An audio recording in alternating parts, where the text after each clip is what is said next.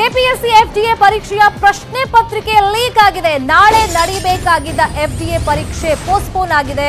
ಪ್ರಶ್ನೆ ಪತ್ರಿಕೆ ಸೋರಿಕೆ ಹಿನ್ನೆಲೆಯಲ್ಲಿ ಪರೀಕ್ಷೆಯನ್ನ ಮುಂದಕ್ಕೆ ಹಾಕಲಾಗಿದೆ. ಕೆಪಿಎಸ್ಸಿ ವತಿಯಿಂದ ಪರೀಕ್ಷೆ ನಾಳೆ ನಡೆಯಬೇಕಾಗಿತ್ತು.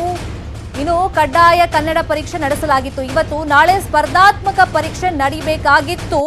ಯಾರೆಲ್ಲ ಅಭ್ಯರ್ಥಿಗಳು ಫೇಸ್ ಮಾಡಬೇಕಾಗಿತ್ತು ಅವ್ರ ತಯಾರಿಗಳನ್ನ ಮಾಡ್ಕೊಳ್ತಾ ಇದ್ರು. ಆದ್ರೆ ಕ್ವೆಶ್ಚನ್ ಪೇಪರ್ ಲೀಕ್ ಆಗಿದೆ. ಹಾಗಾಗಿ ಪರೀಕ್ಷೆಯನ್ನ ಪೋಸ್ಟ್ಪೋನ್ ಮಾಡಲಾಗಿದೆ. ಇನ್ನು ಕೆಪಿಎಸ್ಸಿ ಪೇಪರ್ ಲೀಕ್ ಸಂಬಂಧ 6 ಮಂದಿಯನ್ನ ಸದ್ಯಕ್ಕೆ ಬಂಧಿಸಲಾಗಿದೆ. ರಾಜಪ್ಪ ಮತ್ತು ಚಂದ್ರು ಅನ್ನೋರನ್ನ ಬಂಧಿಸಲಾಗಿದೆ. ಇನ್ನು ರಾಜಪ್ಪ ಮತ್ತು ಚಂದ್ರು ಸೇರಿದಂತೆ ಒಟ್ಟು 6 ಜನರನ್ನ ಈ ಪ್ರಕರಣದಲ್ಲಿ ಬಂಧಿಸಲಾಗಿದೆ. ಅಷ್ಟೇ ಅಲ್ಲ, ಬಂಧಿತರಿಂದ ಪ್ರಶ್ನೆ ಪತ್ರಿಕೆಯನ್ನು ಕೂಡ ವಶಕ್ಕೆ ಪಡೆಯಲಾಗಿದೆ. ರಾಜಪ್ಪ ಮತ್ತು ಚಂದ್ರು ಇವ್ರ ಜೊತೆಲೆ ಇನ್ನೂ 4 ಜನ ಇದ್ರು. ಒಟ್ಟು 6 ಮಂದಿಯನ್ನ ಅರೆಸ್ಟ್ ಮಾಡಲಾಗಿದೆ.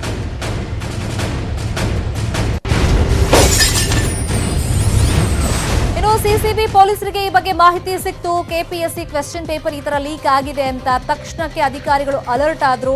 ಇನ್ನು ಬಂಧಿತರಿಂದ 24 ಲಕ್ಷ ನಗದು ಹಾಗೇನೆ 3 ವಾಹನಗಳನ್ನ ವಶಕ್ಕೆ ಪಡೆದಿದ್ದಾರೆ.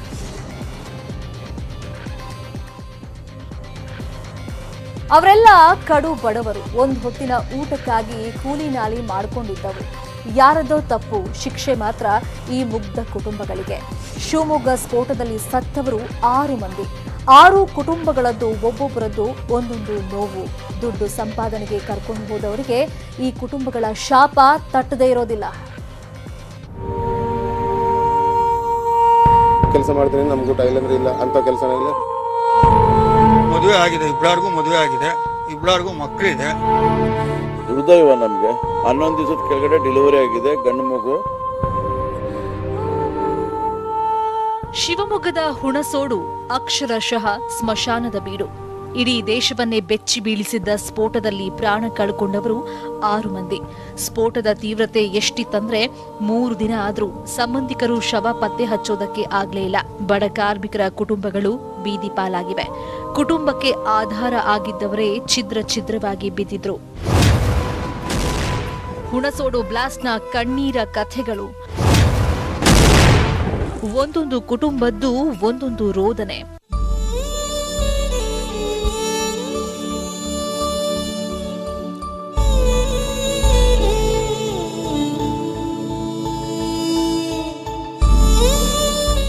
ಕೆಲವರ ಮನೆಯಲ್ಲಿ ಹೃದ್ರೋಗದಿಂದ ಬಳಲ್ತಾ ಇರೋ ತಂದೆ ತಾಯಿ, ಮತ್ತೊಬ್ಬ ಕಾರ್ಮಿಕನಿಗೆ 15 ದಿನಗಳ ಹಸುಗುಸು. ಮಗನ ಸಾವಿನ ಸುದ್ದಿ ಕೇಳಿ ಕುಸ್ತು ಬಿದ್ದ ತಾಯಿ. ಹೀಗೆ ಶವಾಗಾರದ ಮುಂದೆ ಬಡ ಕಾರ್ಮಿಕರ ರೋದನೆ ಹೇಳತೀರದು. ಸ್ಫೋಟದಲ್ಲಿ ಸತ್ತವರ ಪೈಕಿ ಆಂಧ್ರ ಮೂಲದ ಜಾವೇದ್ ಒಬ್ರು.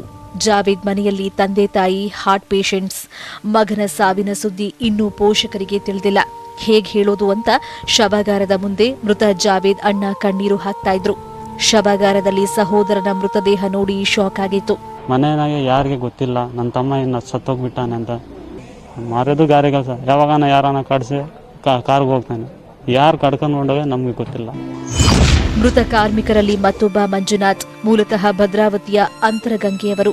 ಕೆಲಸಕ್ಕಾಗಿ ಹುಣಸೋಡಿಗೆ ಬಂದಿದ್ರು. ದುಡಿಯೋದಕ್ಕೆ ಮನೆಯಿಂದ ಹೊರಗಡೆ ಹೋದೋನು ವಾಪಸ್ ಬರಲೇ ಇಲ್ಲ.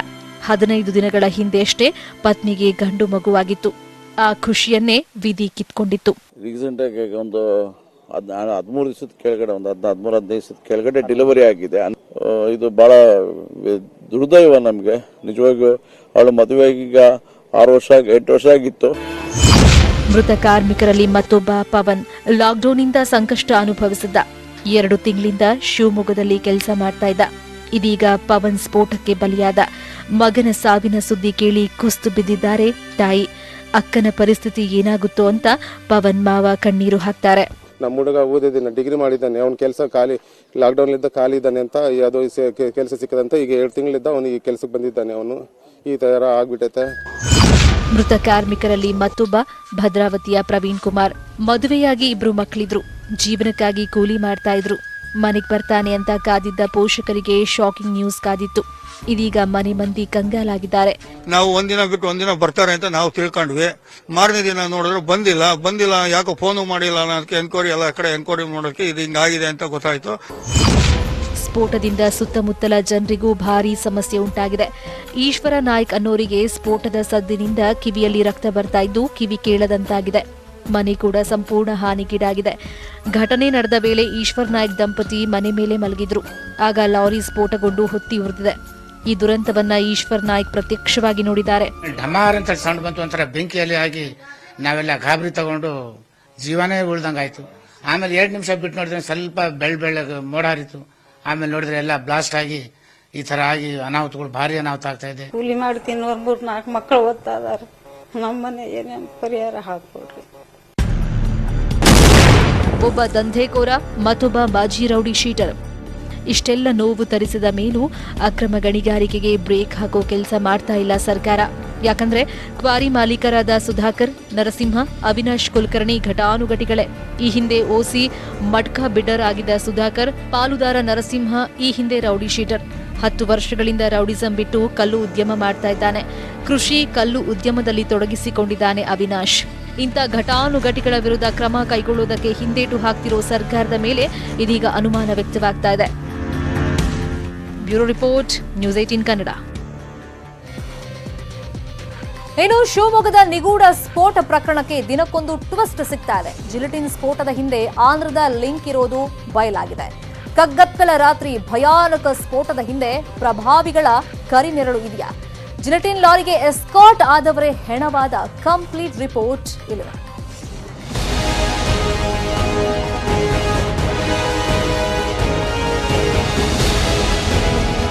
ಒಂದು ನಿಗೂಢ ಸ್ಫೋಟ, 10 ಅನುಮಾನ. ಆಂಧ್ರ ಟು ಶಿವಮೊಗ್ಗದವರೆಗೂ ಕಾಣಿಸಿಕೊಳ್ತಿದೆ ರಹಸ್ಯ ಸ್ಫೋಟದ ಹೆಜ್ಜೆ ಗುರುತು. ಶಿವಮೊಗ್ಗದ ಕ್ವಾರಿಯಲ್ಲಿ ಜಿಲೆಟಿನ್ ಸ್ಫೋಟಗೊಂಡು 2 ದಿನವಾಯಿತು. ಅಷ್ಟರಲ್ಲಾಗಲೇ 100 ಅನುಮಾನಗಳು ಶುರುವಾಗಿವೆ.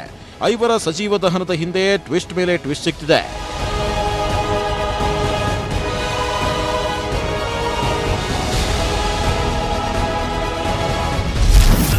ಆಂಧ್ರ ಟು ಶಿವಮೊಗ್ಗ ಅನುಮಾನದ ಸಂಚಾರ.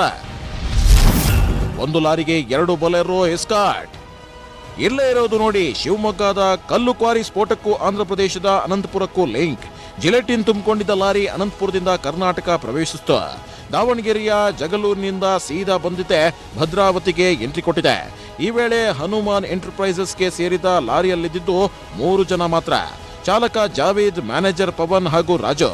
ಈ ಮೂವರು ಮಾಲ್ ಸಮೇತ ಭದ್ರಾವತಿಗೆ ಬರ್ತಿದ್ದಂತೆ ಅಲ್ಲಿಯವರೇ 6 ಜನ ಎಸ್ಕಾಟ್ ಆಗಿದ್ರು. 2 ಬೆಲ್ಲರು ವಾಹನದಲ್ಲಿ 6 ಮಂದಿ ಜಿಲೆಟಿನ್ ತುಂಬಿದ್ದ ಲಾರಿ ಹಿಂದೆ ಮುಂದೆ ರಕ್ಷಣೆಗೆ ನಿಂತಿದ್ರು. ಜಿಲೆಟಿನ್ ಲಾರಿಗೆ ಎಸ್ಕಾಟ್ ಆಗಿದ್ದ 6 ಮಂದಿಯಲ್ಲಿ ಪುನೀತ್, ಪ್ರವೀಣ್, ಮಂಜುನಾಥ್ ಅನ್ನೋರು ಮಾತ್ರ ಪತ್ತೆಯಾಗಿದ್ದಾರೆ. ಆದರೆ ಇನ್ನುಳಿದ 3 ಇನ್ನೂ ನಿಗೂಢ. ಅಲ್ಲಿಗೆ ಬಂದವರ್ಯಾರು, ಅವರ ಹೆಸರೇನು ಅನ್ನೋದು ಮಾತ್ರ ಯಾರೊಬ್ಬರಿಗೂ ಗೊತ್ತಿಲ್ಲ. ಎಸ್ಕಾಟ್ನಲ್ಲೇ ಹುಣಸೋಡಿನ ಕ್ವಾರಿಗೆ ಲಾರಿ ಬರ್ತಿದ್ದಂತೆ ಒಂದು ಬೊಲೆರೋದಲ್ಲಿದ್ದ 3 ವಾಪಸ್ಸಾಗಿದ್ದಾರೆ. ಇನ್ನುಳಿದ 3 ಲಾರಿ ಡ್ರೈವರ್, ಕ್ಲೀನರ್ ಜೊತೆ ಸೇರಿ ಮಾಲ್ ಇಳಿಸೋದಕ್ಕೆ ಕೈ ಹಾಕಿದ್ದಾರೆ. ಜಿಲೆಟಿನ್ ಶಿಫ್ಟ್ ಮಾಡುವಾಗಲೇ ನಡೀತು ದುರಂತ. ಬೊಲೆರೋಗೆ ಜಿಲೆಟಿನ್ ತುಂಬುತ್ತಿದ್ದವರು ಛಿದ್ರ. ಕತ್ತಲ ರಾತ್ರಿಯಲ್ಲೇ 6 ಮಂದಿ ಜಿಲೆಟಿನ್ನ ಬೊಲೆರೋಗೆ ತುಂಬುತ್ತಿದ್ರು. ಈ ವೇಳೆ ನಡೆಯಬಾರದ ದುರಂತವೊಂದು ನಡೆದು ಹೋಗಿತ್ತು. ಜಿಲೆಟಿನ್ ಕಡ್ಡಿ ಶಿಫ್ಟ್ ಮಾಡುವಾಗ ಮಿಸ್ ಹ್ಯಾಂಡ್ಲಿಂಗ್, ಭೀಕರ ಸ್ಫೋಟ ಸಂಭವಿಸಿದೆ. ಕ್ಷಣ ಮಾತ್ರದಲ್ಲೇ ಅಲ್ಲೇ ಇದ್ದ 6 ಮಂದಿ ಛಿದ್ರವಾಗಿದ್ದಾರೆ. ಲಾರಿ ಬೊಲೆರೋ ಸುಟ್ಟು ಭಸ್ಮವಾಗಿದೆ. ಇಲ್ಲೊಂದು ಅನುಮಾನ ಕಾಡೋದಕ್ಕೆ ಶುರುವಾಗಿದೆ. ಇದ್ದ 6 ಮಂದಿಯಲ್ಲಿ 5 ಮೃತದೇಹ ಮಾತ್ರ ಪತ್ತೆಯಾಗಿದೆ. ಇನ್ನೊಬ್ಬ ಎಲ್ಲೋದ, ಗುರುತು ಸಿಗದಂತೆ ಛಿದ್ರವಾದ್ನ ಅನ್ನೋದು ಗೊತ್ತಿಲ್ಲ. ಅಕ್ರಮ ಕ್ವಾರಿ ಹಿಂದೆ ಪ್ರಭಾವಿಗಳ ಕರಿನೆರಳು ಇದೆಯಾ ಅನ್ನೋ ಅನುಮಾನ ಶುರುವಾಗಿದೆ. ಯಾಕಂದ್ರೆ ಒಂದು ಕ್ವಾರಿ ಸ್ಫೋಟಕ್ಕೆ ಕನಿಷ್ಠ 1 ಜಿಲೆಟಿನ್ ಬಾಕ್ಸ್ ಬಳಕೆ ಮಾಡಬಹುದು. ಗರಿಷ್ಠ 10 ದಿನಕ್ಕೆ ಅಂದ್ರೆ 10 ಬಾಕ್ಸ್ ಜಿಲೆಟಿನ್ ಉಪಯೋಗಿಸಬಹುದು. ಜೊತೆಗೆ ಸ್ಫೋಟಕ ಸಿಡಿಸಲು ನುರಿತ ವ್ಯಕ್ತಿಗಳ ಜೊತೆ ಲೈಸೆನ್ಸ್ ಸಹ ಹೊಂದಿರಬೇಕು. ಹುಣಸೋಡಲ್ಲಿ 50 ಬಾಕ್ಸ್ ಸ್ಫೋಟಗೊಂಡಿರಬಹುದು ಅನ್ನೋ ಅನುಮಾನವಿದೆ. ಅಷ್ಟೇ ಅಲ್ಲ, ರಾತ್ರಿ ವೇಳೆ ಸಕ್ರಮವಾಗಿಯೂ ಸ್ಫೋಟಕ ಸಾಗಿಸುವಂತಿಲ್ಲ. ಹಾಗಾದ್ರೆ ಇವೆಲ್ಲವನ್ನ ಇಲ್ಲಿಗೆ ತಂದಿದ್ರ ಬೇರೆಡೆನೂ ಹಂಚುತ್ತಿದ್ರ ಅನ್ನೋ ಪ್ರಶ್ನೆ ಎದ್ದಿದೆ. ಶಿವಮೊಗ್ಗದಲ್ಲಿ 96 ಕ್ರಷರ್ಗಳಿಗೆ ಸರ್ಕಾರವೇ ಅನುಮತಿ ನೀಡಿದೆ. ಸಕ್ರಮವಾಗಿ ಜಿಲ್ಲೆಯಲ್ಲಿ 100 ಕಲ್ಲು ಕ್ವಾರಿಗಳು ನಡೀತಿವೆ. ಅಲ್ಲದೆ 20ರಿಂದ 25% ಅನಧಿಕೃತ ಕ್ವಾರಿಗಳನ್ನ ನಡೆಸುತ್ತಿರೋ ಬಗ್ಗೆಯೂ ಮಾಹಿತಿ ಇದೆ. ಇದೆಲ್ಲ ಗೊತ್ತಿದ್ರೂ ಅನಧಿಕೃತ ಕ್ವಾರಿಗಳ ಪತ್ತೆ ಕಾರ್ಯ ಮಾತ್ರ ನಡೀತಿಲ್ಲ. ಒಂದು ವೇಳೆ ಪತ್ತೆ ಹಚ್ಚಿದ್ರೆ ಉಳಿಗಾಲವಿಲ್ಲ ಅನ್ನೋ ಮಾತು ಇದೆ. Bureau report, news 18 Kannada. Shivamogga ಸ್ಫೋಟಕ್ಕೆ ಟ್ವಿಸ್ಟ್ ಮೇಲೆ ಟ್ವಿಸ್ಟ್ ಸಿಗ್ತಾ ಇದೆ. ನಿಜಕ್ಕೂ ಅಲ್ಲಿ ಸ್ಫೋಟವಾಗಿದ್ದು ಏನು ಅನ್ನೋದು ಇನ್ನೂ ನಿಗೂಢ. ಈ ಬಗ್ಗೆ ತನಿಖೆ ನಡೀತಾಲೇ ಇದೆ. ಈ ಮಧ್ಯೆ ಸಿಎಂ ಯಡಿಯೂರಪ್ಪ ಬರೀ 5 ನಿಮಿಷ ಬಂದ್ ಹೋದ್ರು. ಸತ್ತವರ ಕುಟುಂಬಗಳಿಗೆ 5 ಲಕ್ಷ ಪರಿಹಾರ ಘೋಷಣೆ ಮಾಡಿದ್ರು. ಶಿವಮೊಗ್ಗದಲ್ಲಿ ಸ್ಫೋಟಿಸಿದ್ದು ಜೆಲ್ ಮಾದರಿ ಸ್ಫೋಟಕ. ಅಮೋನಿಯಂ ನೈಟ್ರೇಟ್ ಕಾರಣವಾ ಅನ್ನೋ ಅನುಮಾನ. ಇಡೀ ದೇಶವನ್ನೇ ತಲ್ಲಣಗೊಳಿಸಿದ್ದು ಶಿವಮೊಗ್ಗ ಸುತ್ತಲಿನ 4 ಜಿಲ್ಲೆಗಳನ್ನ ಬೆಚ್ಚಿ ಬೀಳಿಸಿತ್ತು ಆ ಸ್ಫೋಟ. ಅಲ್ಲಿ ಸ್ಫೋಟವಾಗಿದ್ದು ಏನು ಅನ್ನೋದು ಇನ್ನೂ ನಿಗೂಢ. ಸ್ಫೋಟದಲ್ಲಿ ಬಳಕೆಯಾಗಿದ್ದು ಜೆಲ್ ಮಾದರಿಯ ಸ್ಫೋಟಕ ಅನ್ನೋದು ಮೇಲ್ನೋಟಕ್ಕೆ ಗೊತ್ತಾಗ್ತಿದೆ. ಕಲ್ಲು ಕ್ವಾರಿಗಳಲ್ಲಿ ಅಮೋನಿಯಂ ನೈಟ್ರೇಟ್ ಬಳಕೆ ಹೆಚ್ಚು.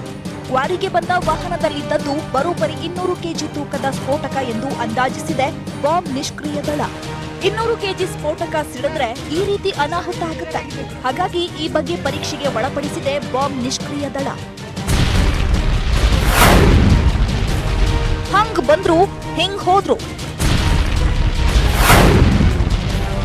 ತವರೂರಲ್ಲಿ ಬಿಎಸ್ವೈ ಕಾಟಾಚಾರದ ಭೇಟಿ. ತವರೂರಿನ ಸ್ಫೋಟದ ಬಗ್ಗೆ ನಿನ್ನೆ ಬೆಳಗ್ಗೆ ಮಧ್ಯಾಹ್ನ ಸಿಎಂ ಬಿಎಸ್ವೈ ಮಾತನಾಡಿದ್ರು. ಸಿಬಿಐ ತನಿಖೆಗೆ ವಹಿಸಿ ಅಂತ ಕಾಂಗ್ರೆಸ್ ಕೂಡ ಆಗ್ರಹಿಸಿತ್ತು. ಇವತ್ತು ಭೇಟಿ ಕೊಟ್ಟ ಸಂದರ್ಭದಲ್ಲಿ ಸಿಬಿಐ ತನಿಖೆಗೆ ಸಿಎಂ ಕೊಡ್ತಾರಾ ಅನ್ನೋ ನಿರೀಕ್ಷೆಯೂ ಮೂಡಿತ್ತು.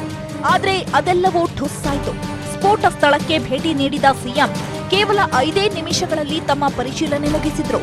ಈ ಘಟನೆಯಲ್ಲಿ ಇದುವರೆಗೆ ಒಟ್ಟು 6 ಜನರು ಮೃತಪಟ್ಟಿದ್ದಾರೆ. ಈಗಾಗಲೇ ಡೈರೆಕ್ಟರೇಟ್ ಆಫ್ ಎಕ್ಸ್ಪ್ಲೋಸಿವ್ಸ್ ಹೈದರಾಬಾದ್ನವರು ಪ್ರಾಥಮಿಕ ತನಿಖೆ ಈಗಾಗಲೇ ಮಾಡಿದ್ದಾರೆ. ಈಗಾಗಲೇ ಮೃತರ ಕುಟುಂಬಕ್ಕೆ 5 ಲಕ್ಷ ರೂಪಾಯಿ ಪರಿಹಾರ ಕೊಡುವಂಥದ್ದು ಘೋಷಣೆ ಮಾಡಿದೆ. ಯಾವುದೇ ಕಾರಣಕ್ಕೆ ಯಾರೇ ಅಪರಾಧಿಗಳಾಗಿದ್ದರೂ ಸಹ ಅವರಿಗೆ ಶಿಕ್ಷೆ ಅನುಭವಿಸಲೇಬೇಕು. ಅವ್ರ ಮೇಲೆ ಕ್ರಮವನ್ನು ತಗೊಳ್ಳುತ್ತೆ. ಈ ಮಧ್ಯೆ ಸರ್ಕಾರದ ವಿರುದ್ಧ ಕಾಂಗ್ರೆಸ್ ಪ್ರತಿಭಟನೆ ನಡೆಸಿತು. ಅಬ್ಬಲಗೆರೆ ಗ್ರಾಮದ ಮುಖ್ಯ ರಸ್ತೆಯಲ್ಲಿ ಪ್ರತಿಭಟನೆ ನಡೆಸಿತು. ಸಚಿವ ಈಶ್ವರಪ್ಪ ರಾಜೀನಾಮೆಗೆ ಒತ್ತಾಯಿಸಿದ ಕಾಂಗ್ರೆಸ್ ಕಾರ್ಯಕರ್ತರನ್ನ ಬಂಧಿಸಲಾಯಿತು.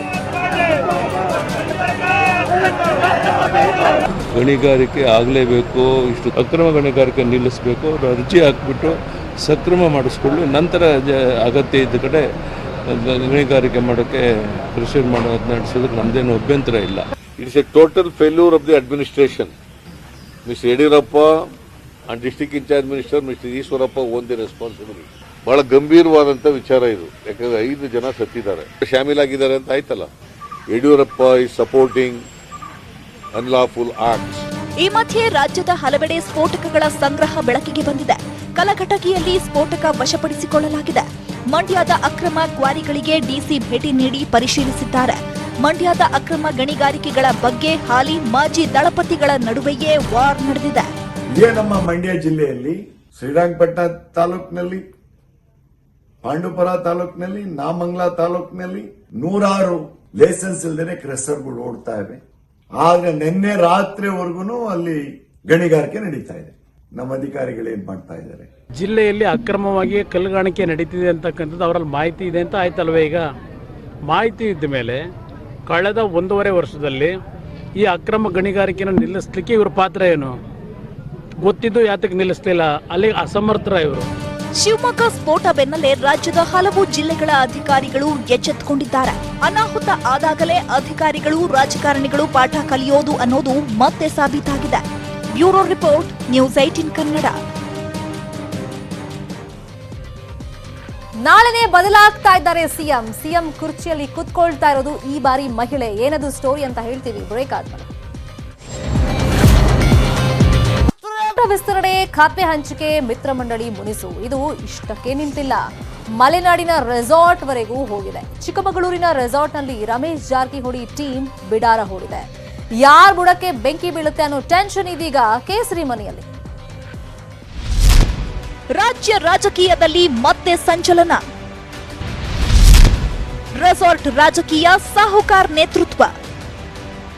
ರಮೇಶ್ ಜಾರಕಿಹೊಳಿ ಟೀಮ್ ಒಂದ್ ಕಡೆ ಸೇರಿತು ಅಂದ್ರೆ ಅದೇನೋ ಅಲ್ಲಿದೆ ಅಂತ ಅರ್ಥ.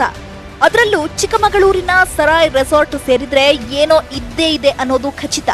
ಹಾಗಾಗಿ ಇವತ್ತು ಕೂಡ ರಮೇಶ್ ಜಾರಕಿಹೊಳಿ ಟೀಮ್ ಒಂದ್ ಕಡೆ ಸೇರಿರೋದು ಟೆನ್ಷನ್ ತಂದಿದೆ. ಸಾಹುಕಾರ್ ನೇತೃತ್ವದ ಈ ಸಭೆಯಲ್ಲಿ ನೂತನ ಸಚಿವ ಸಿಪಿ ಯೋಗೇಶ್ವರ್, ಕೆ ಗೋಪಾಲಯ್ಯ, ಮೂಡಿಗೆರೆ ಶಾಸಕ ಎಂಪಿ ಕುಮಾರಸ್ವಾಮಿ ಭಾಗಿಯಾಗಿದ್ರು. ಮೊನ್ನೆ ಸಚಿವ ಸುಧಾಕರ್ ಬೆಂಗಳೂರಿನ ಮನೆಯಲ್ಲೂ ಗುಸುಗುಸು ಸಭೆ ನಡೆದಿತ್ತು. ಇದೀಗ ರೆಸಾರ್ಟ್ಗೆ ಅದು ಶಿಫ್ಟ್ ಆಗಿದೆ.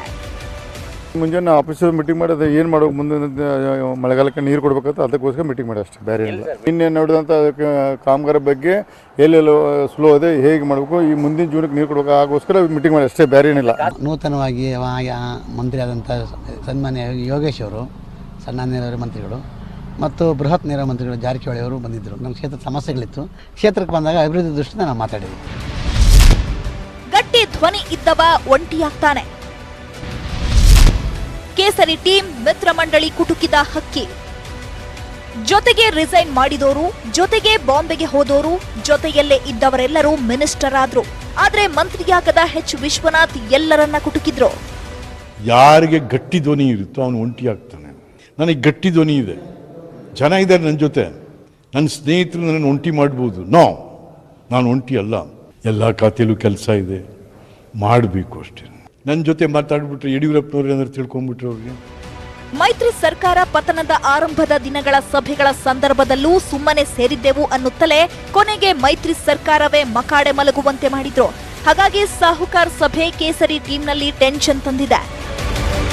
Bureau report, news 18 Kannada. Subhash Chandra Bose ಅವರ 125ನೇ ವರ್ಷದ ಜನ್ಮದಿನವನ್ನ ಪರಾಕ್ರಮ ದಿನವನ್ನಾಗಿ ಕೇಂದ್ರ ಸರ್ಕಾರ ಘೋಷಣೆ ಮಾಡಿದೆ. ಇವತ್ತು ಕೋಲ್ಕತ್ತಾದಲ್ಲಿ ಆಯೋಜಿಸಲಾಗಿದ್ದ ಕಾರ್ಯಕ್ರಮಕ್ಕೆ ಪ್ರಧಾನಿ ನರೇಂದ್ರ ಮೋದಿ ಭೇಟಿ ಕೊಟ್ಟಿದ್ರು. ಹಲವು ಕಾರ್ಯಕ್ರಮಗಳು ಜರುಗಿದ್ವು. ಆದರೆ ರಾಜಕೀಯ ಸದ್ದು ಮಾಡಿ ಪರಾಕ್ರಮ ದಿವಸ್ ಕಾರ್ಯಕ್ರಮಕ್ಕೆ ಕಪ್ಪು ಚುಕ್ಕೆ ಇಟ್ಟಂತಾಗಿದೆ. ಬೋಸ್ ಜನ್ಮ ದಿನಾಚರಣೆ ರಾಜಕೀಯ ಗುದ್ದಾಟ. ಪರಾಕ್ರಮ ದಿವಸದಲ್ಲಿ ದೀದಿ ವರ್ಸಸ್ ಮೋದಿ.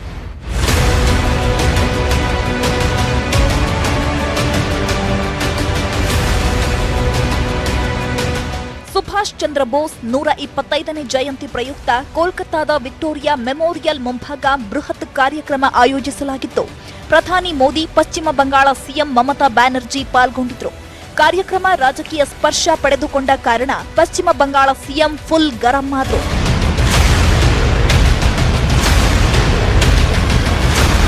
नहीं, मेरे को तो लगता है कि गवर्नमेंट का प्रोग्राम का कोई डिग्निटी होना चाहिए. एक गवर्नमेंट का प्रोग्राम है, कोई पॉलिटिकल पार्टी का प्रोग्राम नहीं है. ऑल पॉलिटिकल पार्टी का और गरम पब्लिक का प्रोग्राम है. मैं तो आभारी हूँ प्रधानमंत्री जी का, कल्चरल मिनिस्ट्री का, कि आप लोगों ने कोलकाता में प्रोग्राम बनाया. ಮಮತಾ ಬ್ಯಾನರ್ಜಿ ಇಷ್ಟೊಂದು ಕೋಪಗೊಳ್ಳಲು ಕಾರಣವೂ ಇದೆ. ಮಮತಾ ಬ್ಯಾನರ್ಜಿ ಅವರನ್ನು ಭಾಷಣ ಮಾಡಲು ಕರೆದಿದ್ದೇ ಅಣಕ ಮಾಡುವಂತಿತ್ತು. ಕೆಲವು ಶಬ್ದಗಳನ್ನ ಹೇಳಬೇಕೆಂದು ಆಹ್ವಾನಿಸಲಾಯಿತು. ಭಾಷಣ ಮಾಡಲು ಬರ್ತಾ ಇದ್ದಂತೆ ಜೈ ಶ್ರೀರಾಮ್ ಎನ್ನುವ ಘೋಷ ವಾಕ್ಯಗಳು ಜನರ ಮಧ್ಯದಲ್ಲಿ ಕೇಳಿಬಂತು. ಮೋದಿಗೆ ಜೈಕಾರವೂ ಆಯಿತು. ಇದನ್ನ ಶಾಂತಿಯಿಂದ ಕೇಳಿದ ಮಮತಾ ಕೆರಳಿದ್ರು. ಮಮತಾ ಬ್ಯಾನರ್ಜಿ ಕಾ ಮಂಚ್ ಪರ್.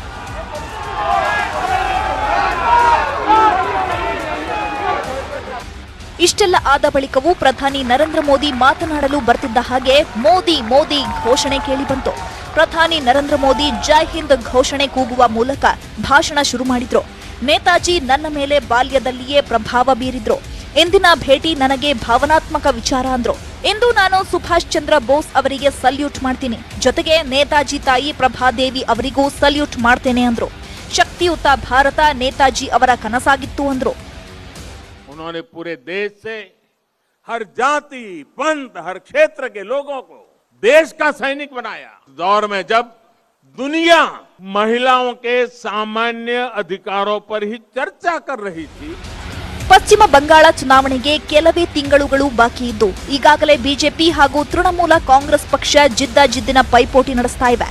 ಈ ನಡುವೆ ಈ ಕಾರ್ಯಕ್ರಮ ನಡೆದಿದ್ದು ಬಿಜೆಪಿ ಪರವಾದ ಸ್ಲೋಗನ್ ಕೇಳಿ ಬಂದದ್ದು ದೀದಿ ವರ್ಸಸ್ ಮೋದಿ ಅಖಾಡಕ್ಕೆ ಹಸಿರು ನಿಶಾನೆ ಕೊಟ್ಟಂತಾಗಿದೆ.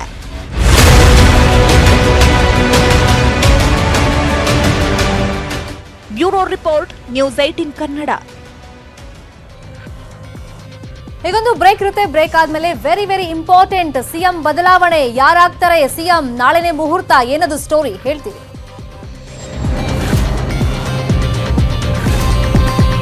ನಾಳೆ ಸಿಎಂ ಬದಲಾವಣೆ ಕನ್ಫರ್ಮ್ ಆಗಿದೆ. ಈಗಾಗಲೇ ಭಾವಿ ಮುಖ್ಯಮಂತ್ರಿ ಜೊತೆಗೆ ನ್ಯೂಸ್ 18 ಕನ್ನಡ ಮಾತುಕತೆಯನ್ನು ನಡೆಸಿದೆ.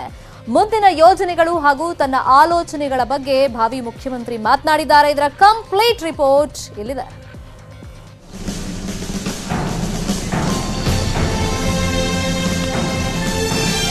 ಮೊದಲಿಗೆ ಬಾಲಿವುಡ್ ನಾಯಕ್ ಚಿತ್ರವನ್ನೊಮ್ಮೆ ನೆನಪು ಮಾಡ್ಕೊಳ್ಳಿ. ಒಂದು ದಿನಕ್ಕಾದ್ರೂ ನಾನು ಮುಖ್ಯಮಂತ್ರಿ ಆಗ್ತೀನಿ ಅಂತ ನಟ ಅನಿಲ್ ಕಪೂರ್ ಸವಾಲ್ ಹಾಕಿರ್ತಾರೆ. ಅದೇ ರೀತಿ ನಾಳೆ ಒಂದು ದಿನಕ್ಕೆ ಸಿಎಂ ಬದಲಾಗ್ತಾ ಇದ್ದಾರೆ.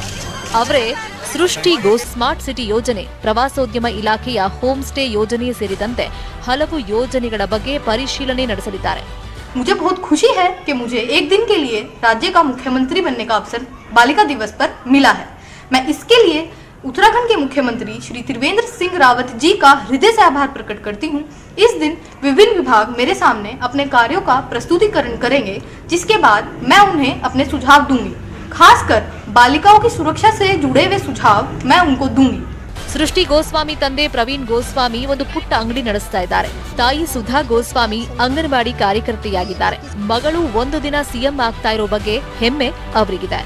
देश या पूरा राज्य भी इसका जो है एक उदाहरण है और वो इससे प्रेरणा ले, और इसमें मैं उत्तराखंड सरकार का भी बहुत बड़ा आभारी हूँ कि उन्होंने मेरे बच्चे को इस लायक समझा। सर बहुत गर्व फील हो रहा है, बेटियां सब कुछ कर सकती हैं, बस उनका खुल के साथ दीजिए, उन्हें सपोर्ट कीजिए। बेटियां किसी से कम नहीं है, और इस दिन के लिए, इस अचीवमेंट के लिए सरकार का भी बहुत बहुत धन्यवाद। Bureau report, news 18 Kannada. ಇದು ಇವತ್ತಿನ ಅಗ್ರ ರಾಷ್ಟ್ರೀಯ ವಾರ್ತೆ. ಇದೀಗ ಬಿಗ್ ಸ್ಟೋರಿ ನೋಡೋ ಟೈಮ್. ನೋಡ್ತಾರಿ ನ್ಯೂಸ್ 18 ಕನ್ನಡ. ಜಾಲ ನಮ್ಮದು, ಬಲ